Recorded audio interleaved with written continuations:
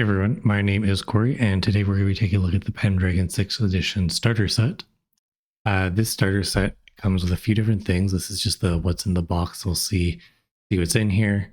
I took a little bit of a look earlier and saw there's 3 different rule books. A bunch of other stuff, we probably won't check that out. But in the books here, it looks like we have got a solo adventure that teaches you the game. We've got the core rules, and then it looks like we also have a campaign here. Probably won't get into the appendices or other things, but maybe we'll take a look at them. So let's see what we've got going on first. So this is the solo adventure. Well, maybe this art's a little bit uncanny. All right, well, let's not dwell on that. Made by Chaosium. They've been around for quite a while. I'm just going to see what the table of contents is. So introductions, how to play, some stuff to get started, and then a whole bunch of quest things. That's cool. Like literally 45 pages of play material to get started. Yeah, I will not dive into this. It's not the core rule book that comes with this, but I will take a look at the rules. So this is the rules and settings book by Greg Stafford. Some kind of dinosaur looking thing in the background. I know that Pendragon is typically a Arthurian campaign, and it specifically focuses on that, like that. It's tightly tied to that setting. So we'll see what that looks like as we go through. Got a few credits, and let's take a look at the table of contents. So we have some stuff here on, it's like setting, game system. That's what I'm most interested in. Traits, skills, honor, combat, weapons, horses, death, wealth, and winter, and a whole bunch of tables. Cool. So this is kind of what I'm most interested to check out. So we'll go through a lot of this. Ooh, that is.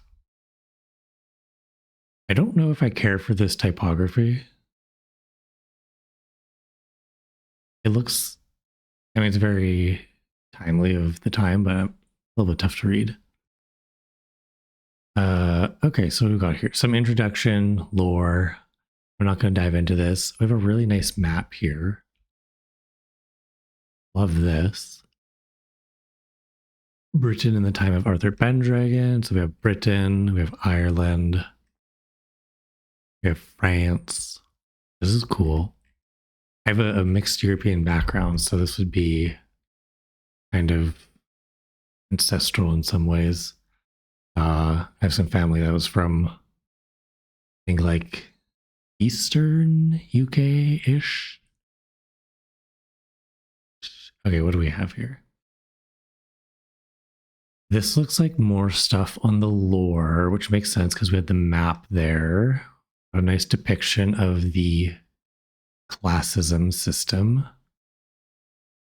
Royalty, clergy, knights, peasants.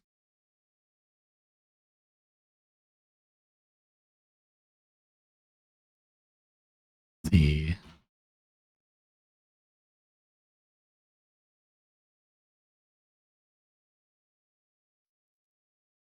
Yeah, I don't think I'm going to go over much of the lore here. Interesting, but not what I'm here for.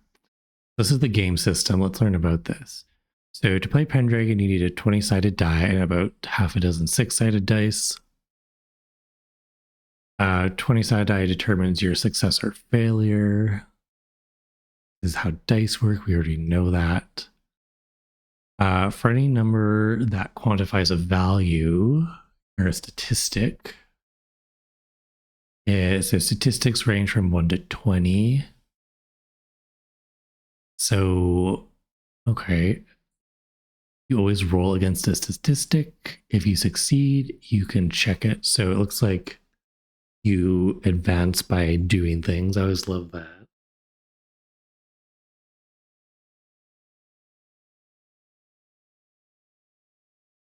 Looks like there's a difference between rolling and checking. So rolling is you roll the dice. That makes sense. To check means you put an experience marker beside the thing. Okay. That seems a little bit pedantic. They say it's important, so we'll believe them for now.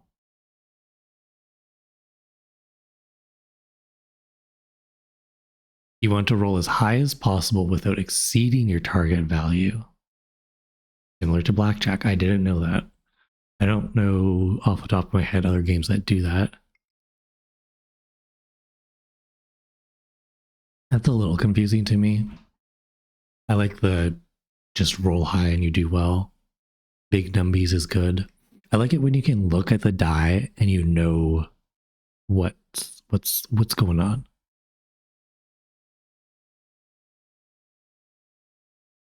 Okay, unopposed resolution. Okay, so that's just when you're doing your own thing. Success occurs when you roll a value less than the statistic being tested. Very cool. Critical success is when you roll the value. If your value is 17, then charge 17 is a critical success. Interesting that the critical success moves. Another thing that I'm kind of iffy on. Just it adds an extra step to, you have to look at your sheet, figure out what's going on, and then you can be surprised.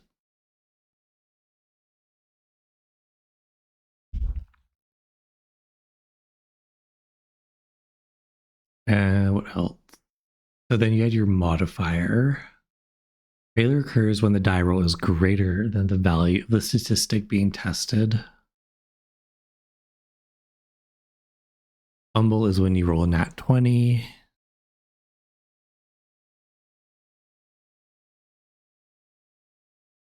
Well, that's interesting. If you get a statistic up to 20, you cannot fumble. I wonder how often that happens. You can have a win, loss, partial success, or tie. Okay, how does that happen? To win, you also have to succeed and roll a higher number than the opposing player. Oh, that's interesting. So if your value was 10 and you rolled a 12, you would have failed. But if you rolled an 8 or a 9, which is as high as you could get without a crit, but they rolled like a 13 or something and succeeded, they would beat you and you wouldn't be able to do that. That's interesting. I'm curious what the math looks like for that.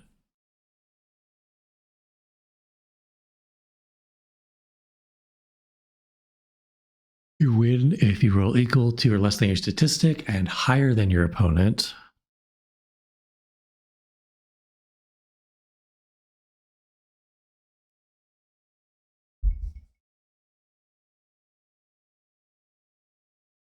A partial success occurs when a roll is successful and lower. Okay. This is getting a little confusing for me.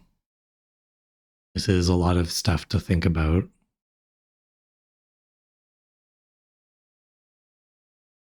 A tie occurs when they both fail or succeed and roll the same number. I don't really like that either. So I have a few things I'm kind of picky on so far. Traits and passions. I think there's a chapter on that, so we'll save that. Modifiers. All right, what else do we have? So a reflexive modifier affects both values in opposed resolution. For example, a mounted knight gains a +5 bonus.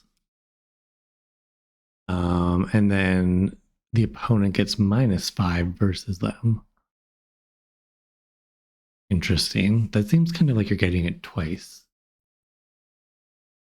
With the exception of characteristics, no statistic value may ever exceed 20. However, situational modifiers or improvements during the winter phase may raise the effective value of a statistic to greater than 20.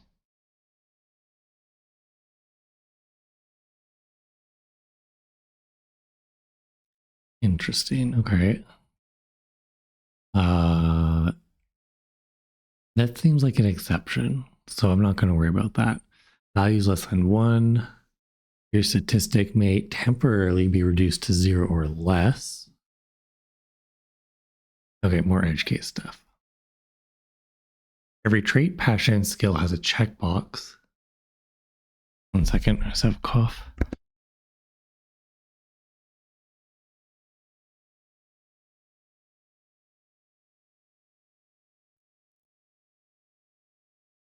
So you get a check. And during the winter phase, you can see you have an experience roll to see if you learned anything. Experience checks are not automatic. And it's the game master who can decide to award that. How does the game master decide that? They normally gain a check for a statistic when they roll a critical success. So you have a 1 in 20 chance of getting it. They achieve success under significant circumstances, or they roll a fumble. Okay, so you have a 10% chance on any one from learning to advance it. And then the GM can give you some extra ones, which are probably where a lot of yours would come from.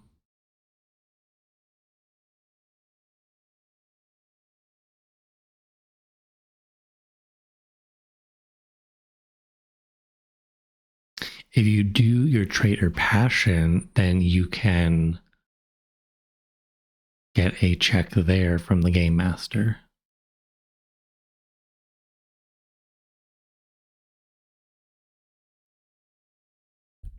Wait, what else?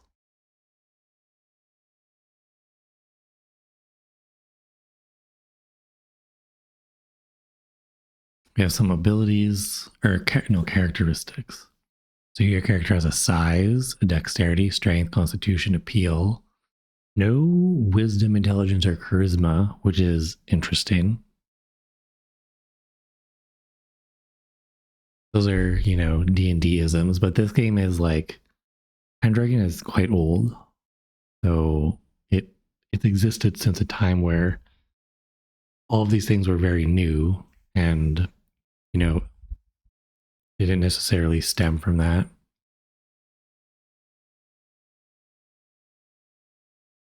At times, the player may ask the player knights to make a glory roll. This is a roll against the character's glory divided by 1,000. For example, if the character has 3,755 glory, they must roll 4 or less. Okay. So it sounds like you could potentially get 80,000 glory because that's 4 times 20,000, which would give you 20 as the highest.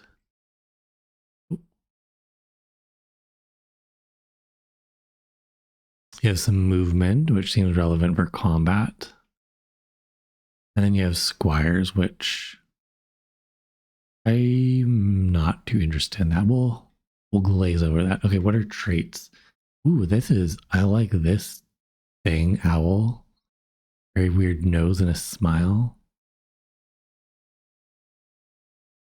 There's so much interesting art in this book. Like it's very cohesive. The style all fits and like it's very timely of the era, but like what was that dinosaur thing on the first page? That was interesting. Very cool. Okay, traits represent a character's personality. Anyone can say they're the bravest knight alive. Then they reveal their true quality and they gain the cowardly trait. All characters have 13 opposed trait pairs. The sum of each trait pair must always equal 20. Okay. When one increases, the other decreases. I like that. Interesting that there's 13 of them. That's quite a few. I guess that makes the game fit very nicely into the Arthurian aspect. A trait or category is from unsung, normal, famous to exalted. Okay.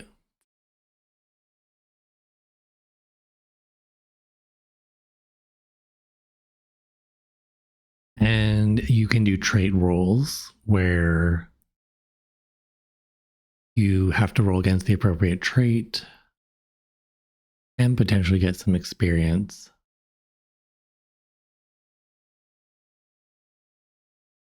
Okay.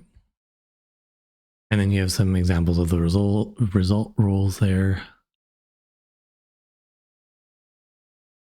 Nice little chessboard. Modifiers may affect trait values. Very nice. Trait rolls in play. There's 3 basic ways that these come up. There's decision rolls, test rolls, and game hint rolls. Those are interesting. I haven't heard that before. Most trait rolls help in deciding the character's behavior. The game master may always request a normal roll to determine a player knight's behavior.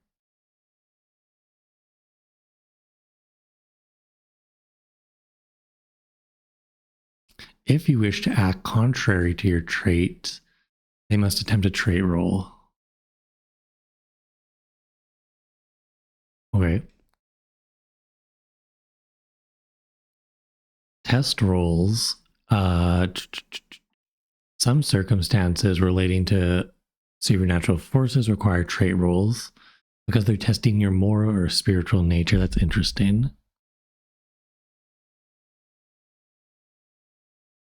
Some are more straightforward, like an indulgent roll if you become too drunk at a feast.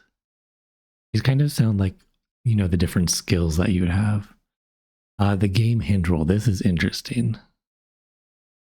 But before I read it, like if the players need a hint, I feel like you should just tell them. But we'll see what this says.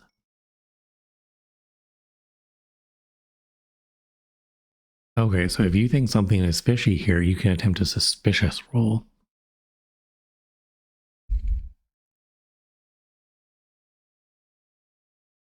Okay. Okay, so that's just information rolls more than hints. A game hint to me would be like, hey, you should maybe go check out this location later. There's some important stuff there. We have a bunch of different traits that it looks like they're going to tell us about. So we have one about lust. Oh, no, it just showed us. Oh, no, we just have to scroll down more. Energetic, lazy, forgiving, vengeful, generous, selfish, honesty, just, merciful, modest, prudent, spiritual, or worldly. Interesting. Temperate, indulgent, trusting and suspicious, valorous and cowardice. I like, this is very cool how they pair together. It really feels like this encompasses what a knight is. And then, okay, then you can also have different religious groups based off of traits. Very cool. And then we have passions. Passions grant temporary modifiers to skills and traits. They exist on a spectrum. So what are they? Invoking a passion is an excellent way to add excitement to a scenario.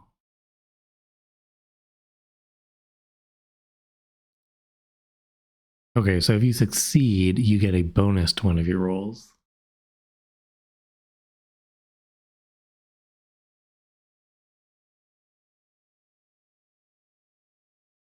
You can provoke any passion once per day. And the GM can call for a passion roll.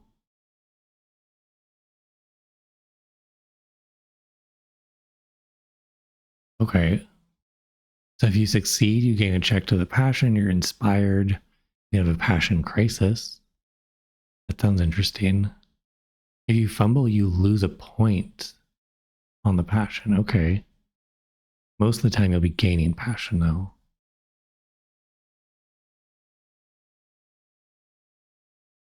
When you become inspired, you get +5 bonus to a single roll.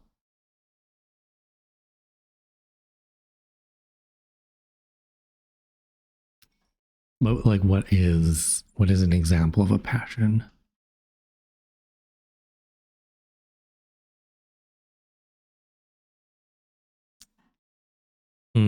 Okay, so passions. You can have an homage to a lord. You can have fealty to a lord, loyalty to your companions, loyalty to a king. Hate, okay, hate passion. Having a hate passion means the character despises, mistrusts, or holds someone in contempt. Wow. That's wild. Hate passion is an interesting combination of words. Familial love, personal love, adoration, devotion, chivalry, hospitality. These are cool. I like this. This is very fun, very flavorful. Oh, goodness. She is serving with that look. And then you get some afflictions if you go into crisis. Let's see what these do. A maddened character is out of game. Okay. A character who suffers madness gains 100 glory if it lasts a year or more. Otherwise, they gain 25 glory. Okay.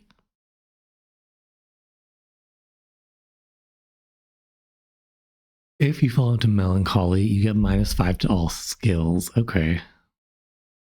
So these are quite punishing. So if you fail a passion roll, it's quite a lot. Oh my god. What the hell is this? That is wild.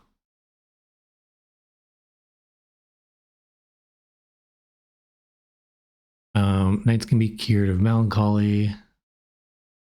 You can do a friendly cure. Okay. Or you can have an unfriendly cure. What is this? When someone attacks you, you can snap out of it. Oh, okay. That's fun.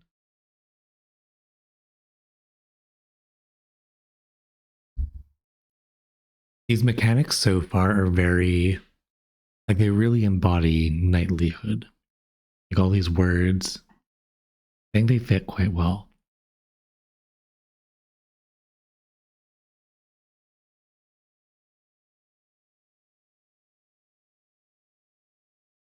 Okay, what do we have here? There's skills. You can gain glory from skills. So there's combat skills, courtly skills, knightly skills, woodcraft skills, awareness. Okay, there's a lot here. Falconry, that's a fun skill. Flirting, folklore, gaming. What the hell is that? Hunting, recognize, stewardship, instrument. Okay. Honor and glory. Okay. This should feel, this chapter, my expectations is that it should feel like this is what would make the game in some ways. Like you're a knight, you have honor and glory. The other stuff was good. I liked the passions. Those are fun. But I'm hoping that this is the like knight chapter, you know? Capital K knight. Or capital N, depending on how good your spelling is.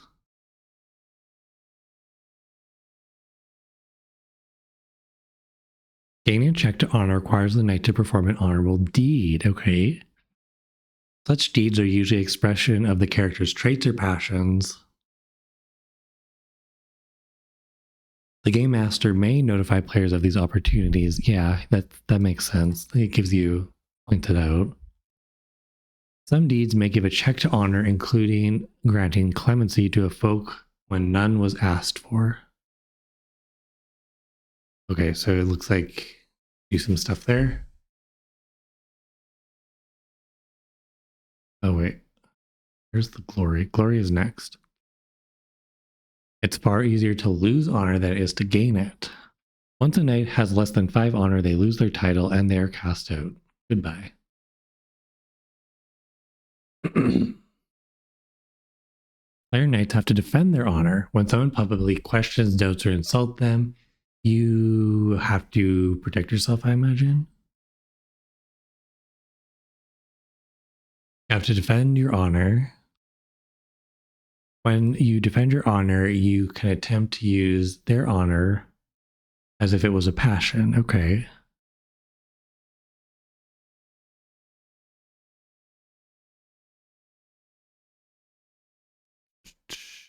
Okay. A knight loses honor when they ignore others' dishonorable deeds. You lose honor when you experience shame. You lose honor when you kill a prisoner. A knight who kills a knight who has surrendered loses honor.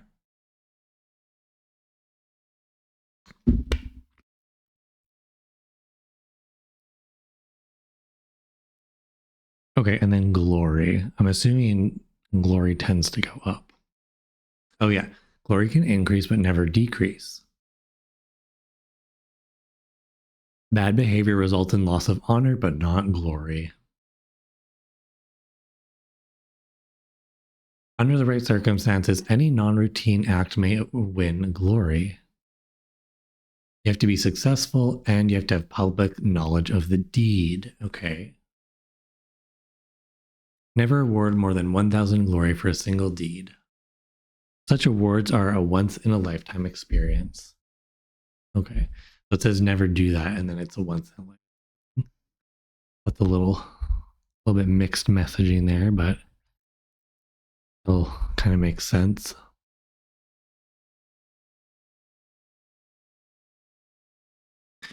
Okay, and then you get pretty privilege. It looks like passive glory. Fair appeal, traits and passions. I love this snake lion. Fantastic. Okay. Oh. So what do these things do though? I think I missed that. Let's go see what it is.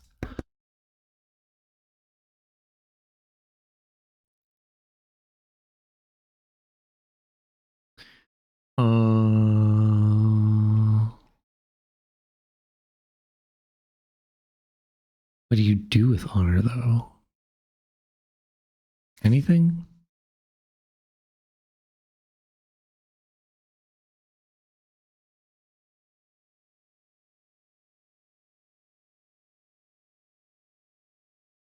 I guess honor is just like your countdown to when you're no longer a knight.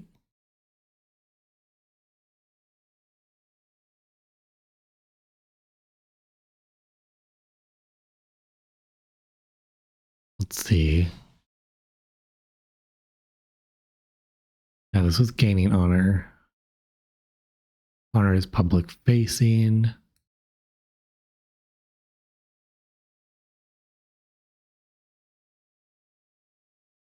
Honor requires knights to police each other's behavior. Oh, interesting.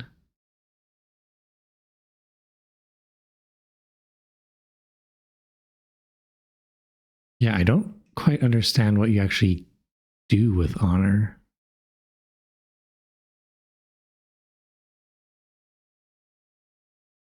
Glory, though, for every 1,000 points of glory, you get a prestige reward, which is fun. And you get +1 to the recognized skills for others. Okay.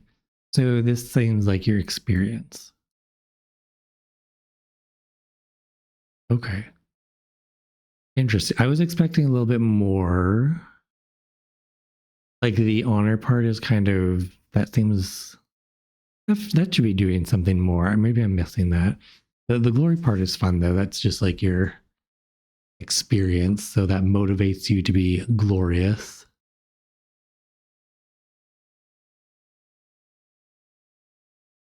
Combat. My expectation for combat is that it's pretty light, simple, and easy. But this game is older, from like the 80s, so We'll see if that's actually true.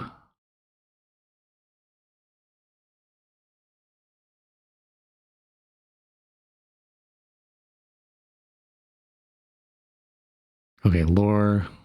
Ooh. Oh my gosh. 17.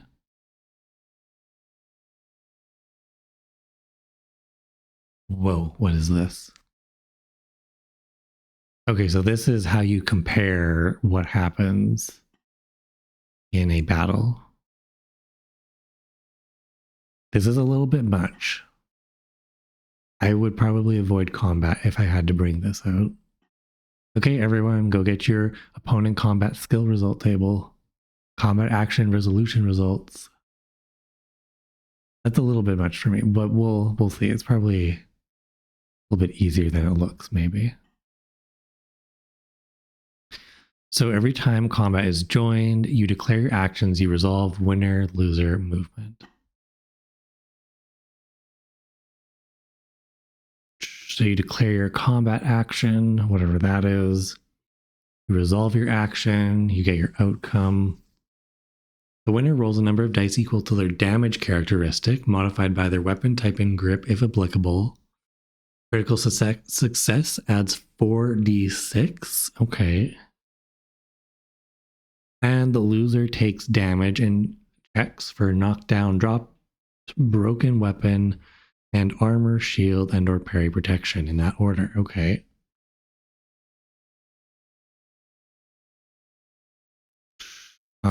Okay, so you can get knocked down, some other stuff, damage.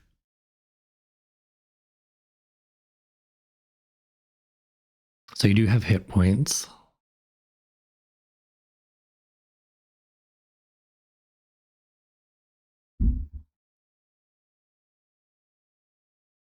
And then you do some movement. Okay, and there's contact, close quarters, normal, long, and missile.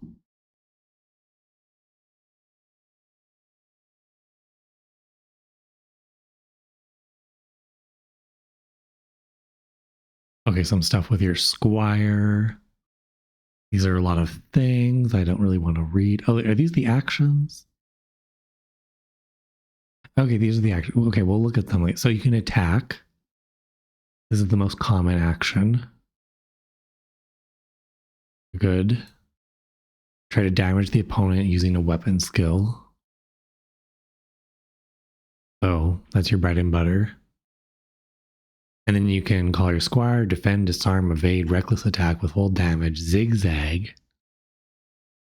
We'll look at zigzag. That sounds fun.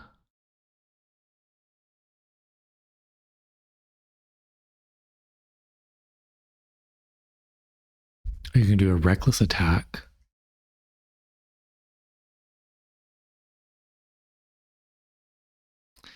Zigzag is an evasive action while moving against missile attacks.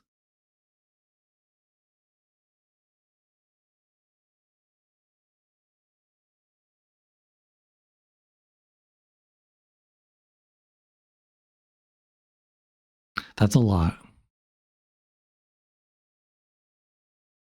The game would do well to include cards. Are there cards? Okay, so it looks like these are maybe some reference sheets or something. You need good reference sheets to do combat. Like it would quickly get overwhelming. Okay, some more modifiers, blah, blah, blah, blah, blah. This is a lot. Take some damage, do some stuff. A red little devil person kind of looks like Cupid. Okay. Okay. So, you do some stuff. Let me see if there's a reference sheet that like sums it up. I feel like it's kind of digestible. Like pick your actions, do them, move around a little bit, repeat. Let me just take a look at my folder here. Oh, there's a battle cards one.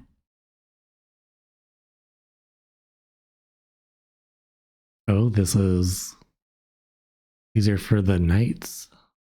These are for the pre-made characters, it looks like.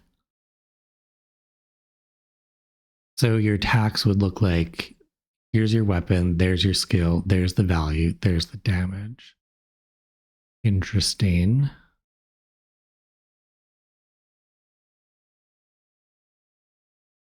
Okay. 26 health. So when you hit someone, you don't have a whole lot to work with. Like 5d6, if you rolled really well, you could one-shot someone. Wow. I like that.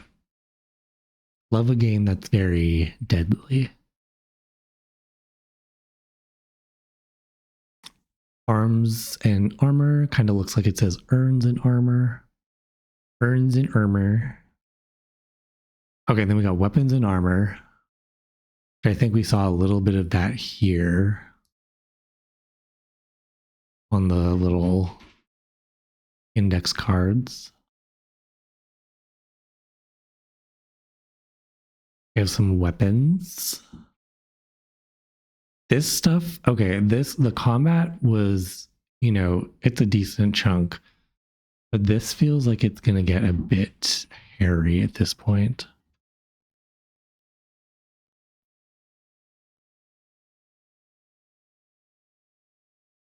Okay, let's learn about swords. The sword skill covers this.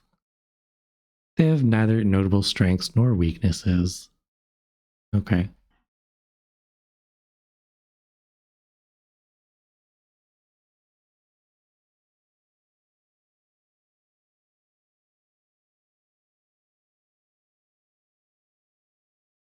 Oh, fun fact. All knights are right-handed. Even left-handed ones are trained this way, because if you close formation, a single left-handed user destroys the advantage of the formation. Interesting. I learned that I am left-handed when I play pool, but I'm right-handed normally. Whoa. This looks like the D&D weapons chart. Okay, you have the skill you use, whether you can be mounted, the damage it does.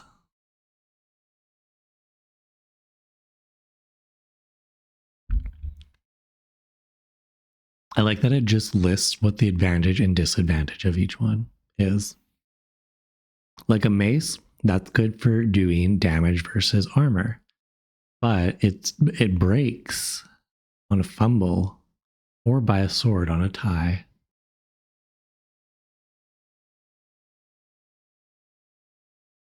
Can have a Francisca. It's a fun word.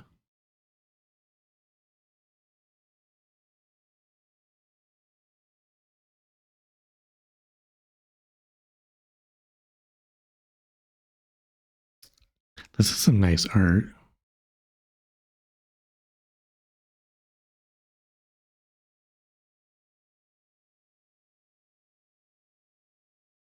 Okay, and then we have some armor. Where's the armor chart? I know it's here somewhere. Aww.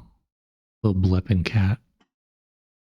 You have Gambison. Okay, armor values. Okay. Shields. And that's that. Why would you not just take this one? Gives you the most armor.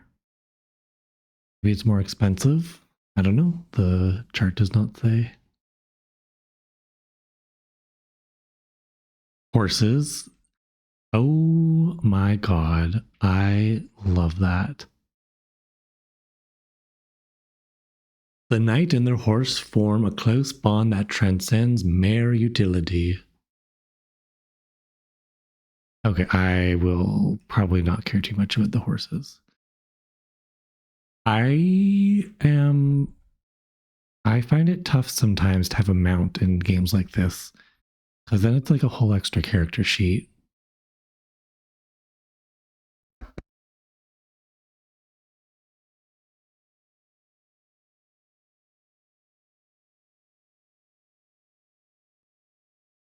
Okay. Oh, goodness. Combat is swift and deadly. This is why knights must have high valorous traits.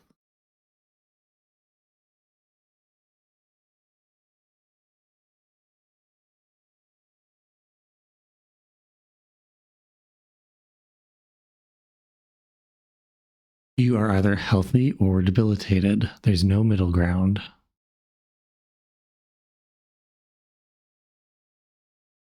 You become debilitated when you lose hit points below your unconscious characteristic. You take a major wound, or you're taking a mortal wound and surviving, suffering a fumbled first aid roll, or you contract an illness.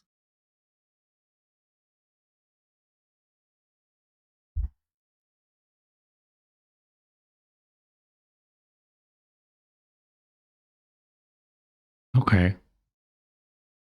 And then it looks, yeah, you can get some mortal wounds. It's always interesting when a game decides to include a wound subsystem like this. Like, one of the downsides I find to this is that you do it and your players get to it and then they don't really understand how it works, and then it does something that they don't expect, and then it's kind of awkward at the table. I was a little hesitant of those systems.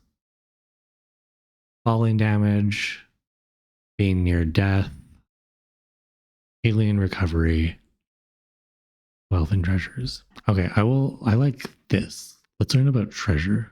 This sounds fun. There's two types of coins. There's the librum and the denarius. Ooh. This is my favorite art in the book so far.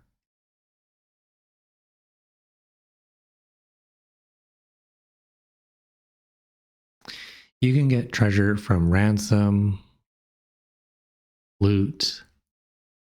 Knights do not go shopping. What an interesting one sentence paragraph.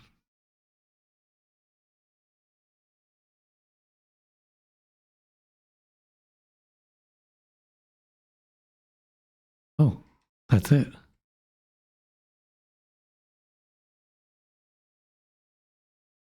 Two pages. All right. And then there's the winter phase. So what do we have here? Roll 1d20 for every experience check.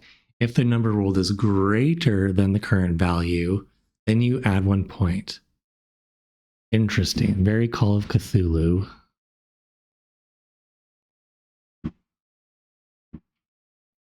Sorry for the wind is blowing on the door. It might be audible. You can select any one of the following improvements. You can change a personality trait.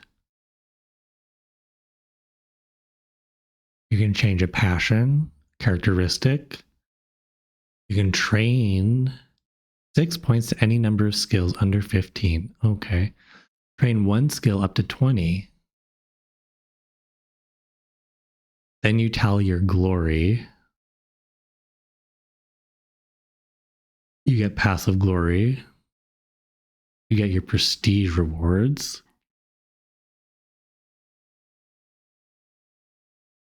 The prestige rewards may be used as follows. You can raise any statistic by 1, and you can lower the value of a passion by 1.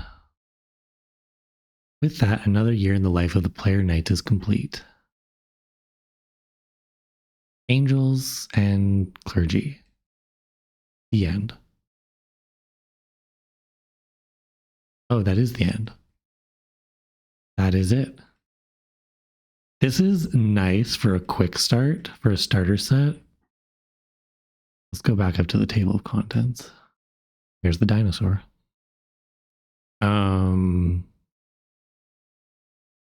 Things that I liked. Traits and passions, love that. Skills and necessary. Honor and glory. Glory is fun. Honor, I was hoping for a little bit more there. Combat, if I'm going into combat, I'm going to attack every single round. We're just swinging. Get good at what you need to do, right?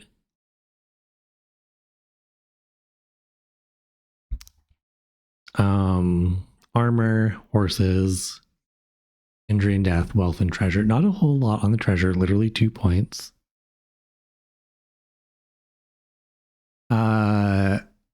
Definitely like the parts that are characteristic based, like traits and passions. The roles are interesting. I like that they kind of feel like Call of Cthulhu in some ways. Horses, we kind of skimmed over that. But yeah, I think I would have a tough time running this, I think, which I will say there's the solo adventure. So after reading this, I want to go read the solo adventure now. This was too much to start with, but this is probably quite good. And you can do it on your own, which is really nice. Let's take a quick peek. I just want to see. Okay, is very light-handed in here. Okay, and the last book that comes with it is the campaign. I don't know if we'll dive into this. We might just look at the index and come up with some ideas from there. What is YPWE? Your Pendragon will vary. Okay. Very good. So you have your adventure, your other adventure, and then, okay, so it's 3 adventures. The third one's very short.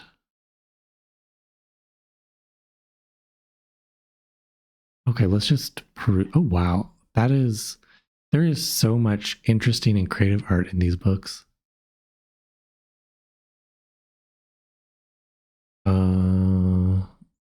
So it looks, yeah, this is obviously just for game masters, not players. Anything in particularly interesting in here? Okay, so you have a little town. You have a tournament. I like that.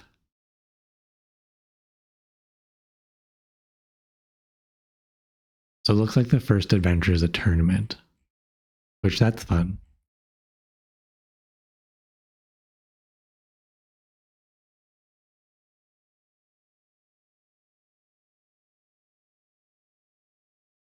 Okay, let me see if there's anything else in the starter box that I want to take a peek at.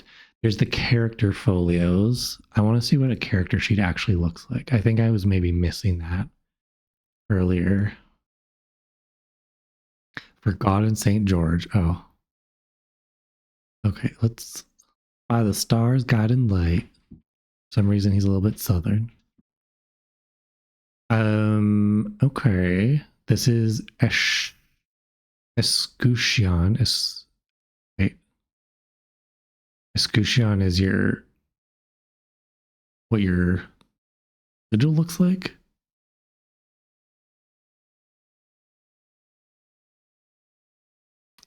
This is Sir Evrain. He's pagan. It would be tough for me to learn all the different parts of like Arthurian era history. Pick this knight if you want to play a knight as interested in romance as he is in swordplay. Oh, sounds a little gay. I think this is who I would play. With the interpersonal skills and appeal to back it up. Love that. So he was born in 486, and at the age of 21, he became a knight. What else does he have going on here? This is just some character stuff. And then we have some stats. Your size, dexterity, strength, constitution, appearance.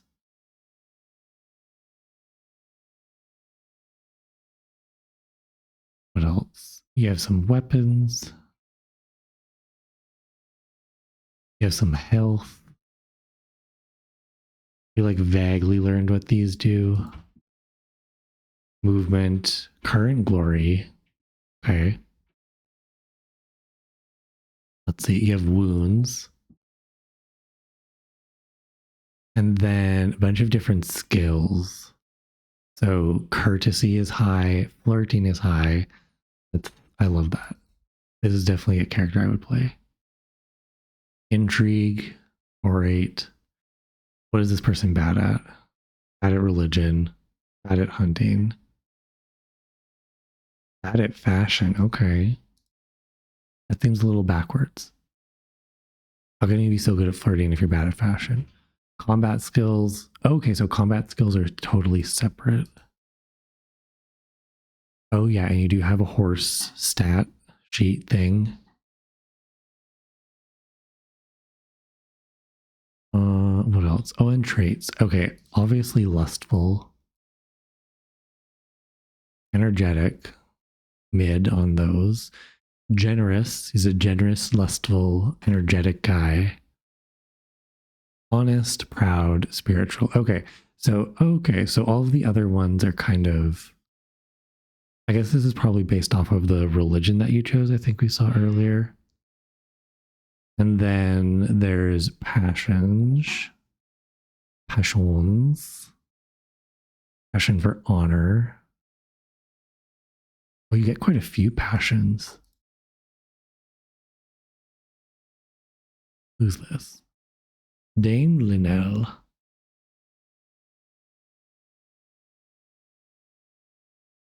Okay. Ooh.